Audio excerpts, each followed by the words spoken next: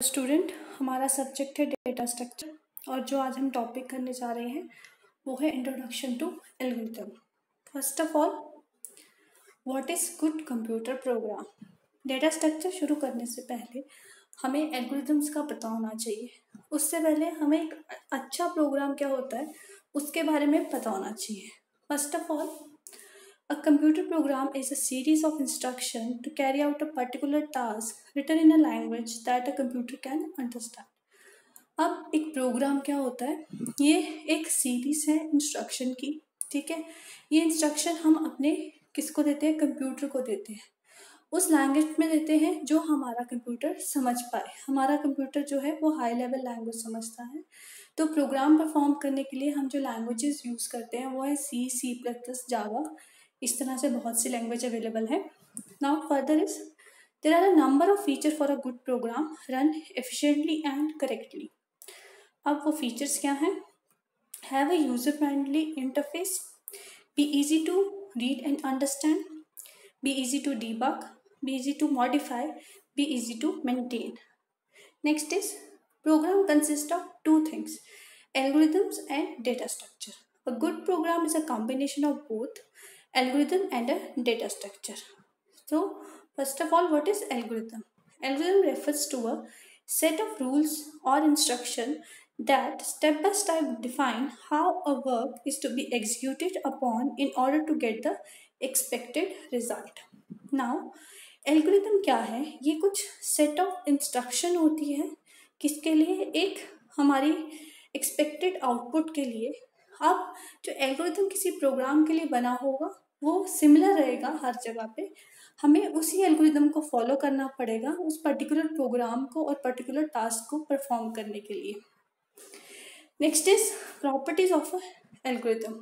First is it must be correct, it must be composed of a series of correct steps, there can be no ambiguity as to which step will be performed next, it must be composed of a finite number of steps, it must terminate, it takes zero or more inputs, it should be efficient and flexible, it should use less memory space as much as possible, it results in one or more output. Next is various steps in developing algorithm. First one is devising the algorithm. It is method for solving a problem. Each step of an algorithm must be precisely defined and no vague statement should be used. अब algorithm जो है वो एक method है जिसके through हम problems को solve करते हैं।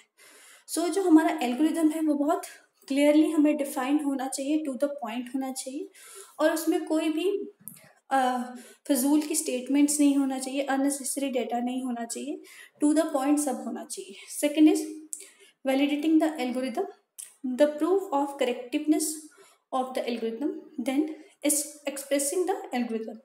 To implement the algorithm in a programming language, the algorithm used should terminate after a finite number of steps. अब expressing the algorithm में क्या होता है, जो हमने एल्गोरिथम बनाया है हमने उसे इम्प्लीमेंट करना है किसी प्रोग्रामिंग लैंग्वेज में। देन जो हमारा एल्गोरिथम है उसके जो स्टेप्स हैं वो डिफाइन होने चाहिए, वो एक पॉइंट पे आके टर्मिनेट होना चाहिए, ख़त्म हो जाना चाहिए, और उसका एक फाइनाइट रिजल्ट होना चाहिए। हमारा एल्गोरिथम इनफाइनाइट नहीं होना चाहिए।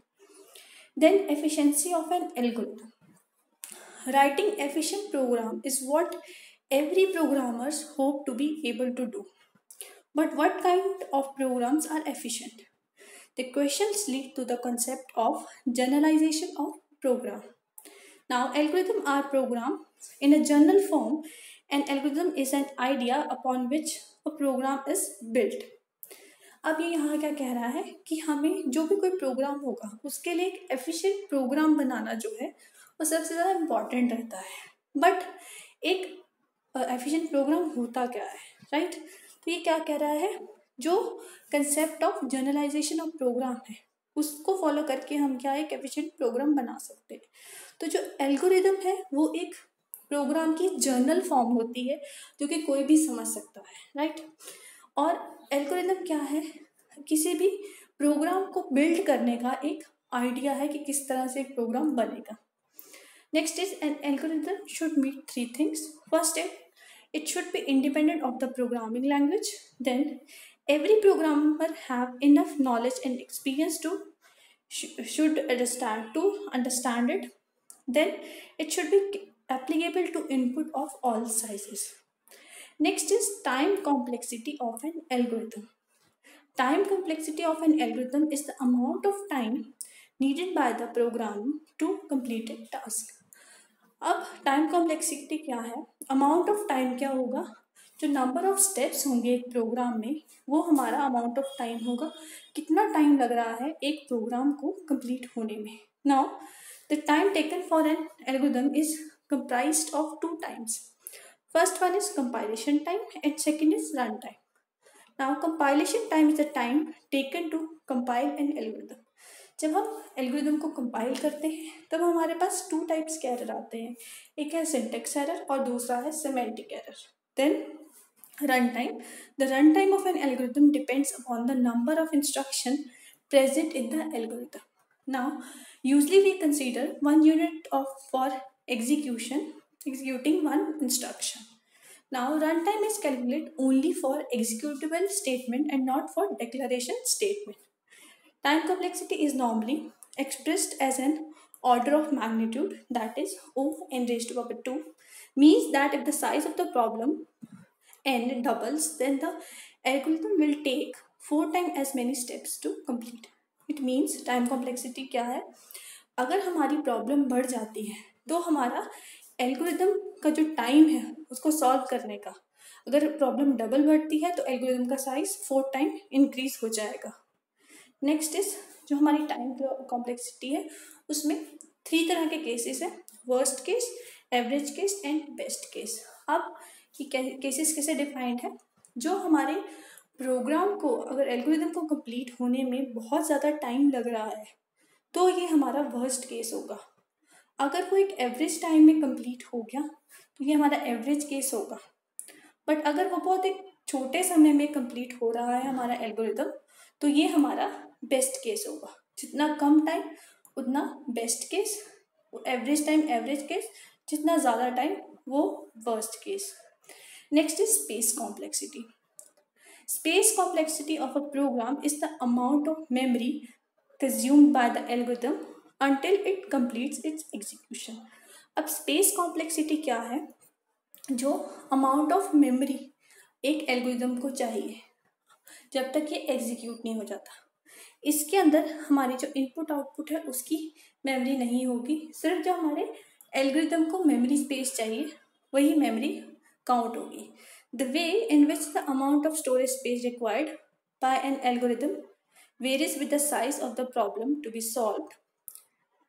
Space complexity is normally expressed as an order of magnitude. Example, O round brackets में n raised to power 2 means that if the size of the problem n doubles, then the 4 times as much working storage will be needed. Same time complexity की तरह space complexity में भी क्या होगा, अगर programme हमारी problem double हो रही है तो हमारी स्टोरेज क्या है वो 4 टाइम इंक्रीज होगी. आई होप आपको क्लियर हो गया होगा. किसी क्वेश्चन के लिए आप कमेंट कर सकते हैं. Thank you.